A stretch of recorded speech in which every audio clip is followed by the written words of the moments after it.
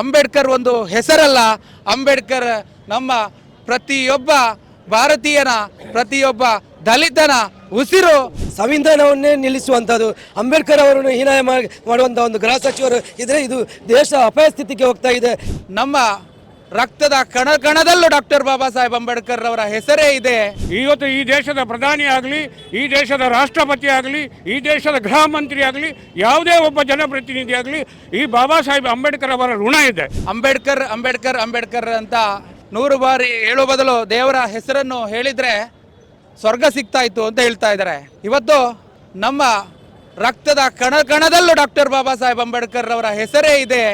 ಇವತ್ತು ಅಂಬೇಡ್ಕರ್ ಒಂದು ಹೆಸರಲ್ಲ, ಅಂಬೇಡ್ಕರ್ ನಮ್ಮ ಪ್ರತಿಯೊಬ್ಬ ಭಾರತೀಯನ, ಪ್ರತಿಯೊಬ್ಬ ದಲಿತನ ಉಸಿರು ಡಾಕ್ಟರ್ ಬಾಬಾ ಸಾಹೇಬ್ ಅಂಬೇಡ್ಕರ್ ಎಂಬ ಮಾತನ್ನು ಈ ಸಂದರ್ಭದಲ್ಲಿ ಹೇಳಲಿಕ್ಕೆ ಇಚ್ಛೆ ಪಡ್ತೇನೆ.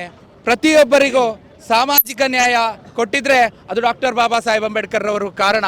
ಒಂದು ವೇಳೆ ಇವತ್ತು ಪ್ರತಿಯೊಬ್ಬ ಮಹಿಳೆಗೂ ಕೂಡ ಇವತ್ತು ಕೇವಲ ದಲಿತರಿಗೆ ಮಾತ್ರ ಅಲ್ಲ, ಡಾಕ್ಟರ್ ಬಾಬಾ ಸಾಹೇಬ್ ಅಂಬೇಡ್ಕರ್ ಅವರು ಇವತ್ತು ಪ್ರತಿಯೊಬ್ಬ ಭಾರತೀಯನಿಗೂ ಕೂಡ ಡಾಕ್ಟರ್ ಬಾಬಾ ಸಾಹೇಬ್ ಅಂಬೇಡ್ಕರ್ ಅವರ ಕೊಡುಗೆ ಇದೆ. ಪ್ರತಿಯೊಬ್ಬ ಮಹಿಳೆಗೂ ಕೂಡ ಶಿಕ್ಷಣದ ಹಕ್ಕು ನೀಡುವುದು ಯಾರು ಅಂತ ಕೇಳಿದರೆ ಅದು ಡಾಕ್ಟರ್ ಬಾಬಾ ಸಾಹೇಬ್ ಅಂಬೇಡ್ಕರ್. ಪ್ರತಿಯೊಬ್ಬ ಮಹಿಳೆಗೂ ಕೂಡ ಉದ್ಯೋಗದ ಹಕ್ಕು ನೀಡುವುದು ಯಾರು ಅಂತ ಕೇಳಿದರೆ ಅದು ಡಾಕ್ಟರ್ ಬಾಬಾ ಸಾಹೇಬ್ ಅಂಬೇಡ್ಕರ್. ಪ್ರತಿಯೊಬ್ಬ ಮಹಿಳೆಗೂ ಕೂಡ ಆಸ್ತಿ ಹಕ್ಕು ನೀಡುವುದು ಯಾರು ಅಂತ ಕೇಳಿದರೆ ಅದು ಡಾಕ್ಟರ್ ಬಾಬಾ ಸಾಹೇಬ್ ಅಂಬೇಡ್ಕರ್. ಇವತ್ತು ಪ್ರತಿಯೊಬ್ಬ ಭಾರತೀಯ ಪ್ರಜೆಗೂ ಕೂಡ ಇವತ್ತು ಡಾಕ್ಟರ್ ಬಾಬಾ ಸಾಹೇಬ್ ಅಂಬೇಡ್ಕರ್ ಋಣ ಇದೆ. ಖಂಡಿತವಾಗಿ ಮುಂದಿನ ದಿನ ಡಾಕ್ಟರ್ ಬಾಬಾ ಸಾಹೇಬ್ ಅಂಬೇಡ್ಕರ್ಗೆ ಅವಮಾನ ಮಾಡಿದ್ದಕ್ಕಾಗಿ ಈ ದೇಶದ ಪ್ರತಿಯೊಬ್ಬ BJP ಕಾರ್ಯಕರ್ತನು, ದಲಿತರು ಕೂಡ, BJPಯಲ್ಲಿರುವಂಥ ದಲಿತರು ಕೂಡ ಇವತ್ತು ಸುಮ್ಮನಿದ್ರು ಕೂಡ ಅವರು ಒಂದು ದಿವಸ ಆ ಅವಮಾನಕ್ಕೆ ಸರಿಯಾದ ಉತ್ತರವನ್ನು ಖಂಡಿತವಾಗಿ ನೀಡ್ತಾರೆ. ಬಾಬಾ ಸಾಹೇಬ್ ಅಂಬೇಡ್ಕರ್ ಅವರ ಬಗ್ಗೆ ಅಮಿತ್ ಶಾ ಅವರು ಹೇಳಿದ ನೀತಿಯನ್ನು ನಾವು ಒಂದು ಕಾಂಗ್ರೆಸ್ ಪಕ್ಷ ಮತ್ತು ಎಲ್ಲ ದಲಿತರ ಪರವಾಗಿ ನಾವು ಖಂಡಿಸ್ತಾ ಇದ್ದೇವೆ.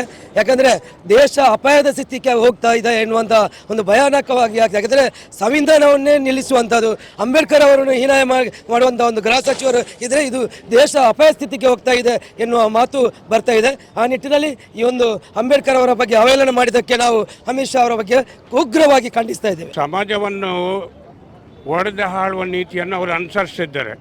ಅದು ತಪ್ಪು ಅಂತ ಹೇಳಲಿಕ್ಕೆ ಸಾಧ್ಯ ಇಲ್ಲ. ಯಾಕೆಂತ ಹೇಳಿದರೆ, ಒಬ್ಬ ನರಹಂತಕನ ಕೈಯಲ್ಲಿ ಈ ದೇಶದ ಅಧಿಕಾರವನ್ನು ಕೊಟ್ಟರೆ ಆ ನರಹಂತಕ ಈ ದೇಶದ ಇತಿಹಾಸ, ಈ ದೇಶದ ಸಂವಿಧಾನ, ಈ ದೇಶದ ಬದ್ಧತೆ, ಈ ದೇಶದ ಸಮಾನತೆಯನ್ನು ಹರಿಯಾದ ಒಬ್ಬ ನರಹಂತಕ ಈ ದೇಶದ ಗೃಹ ಮಂತ್ರಿಯಾಗಿ, ಒಂದು ಈ ದೇಶದ ಪ್ರಧಾನಮಂತ್ರಿ ಇದ್ದಾರೆ, ಅವರು ಕೂಡ ಒಡೆದು ಹಾಳುವ ನೀತಿಯನ್ನು ಅನುಸರಿಸಿಕೊಂಡು ಬಂದಿದ್ದು ನಮ್ಮ ಬಾಬಾ ಸಾಹೇಬ್ ಅಂಬೇಡ್ಕರ್ ಅವರ ಅಲ್ಲದೆ ಪರಿಶಿಷ್ಟ ಜಾತಿ ಪಂಗಡದವರ, ಹಿಂದುಳಿದ ವರ್ಗದವರ ಒಂದು ಋಣದಲ್ಲಿ ಇವತ್ತು ಈ ದೇಶದ ಪ್ರಧಾನಿ ಆಗಲಿ, ಈ ದೇಶದ ರಾಷ್ಟ್ರಪತಿ ಆಗಲಿ, ಈ ದೇಶದ ಗೃಹ ಮಂತ್ರಿ ಆಗಲಿ, ಯಾವುದೇ ಒಬ್ಬ ಜನಪ್ರತಿನಿಧಿ ಆಗಲಿ ಈ ಬಾಬಾ ಸಾಹೇಬ್ ಅಂಬೇಡ್ಕರ್ ಅವರ ಋಣ ಇದೆ.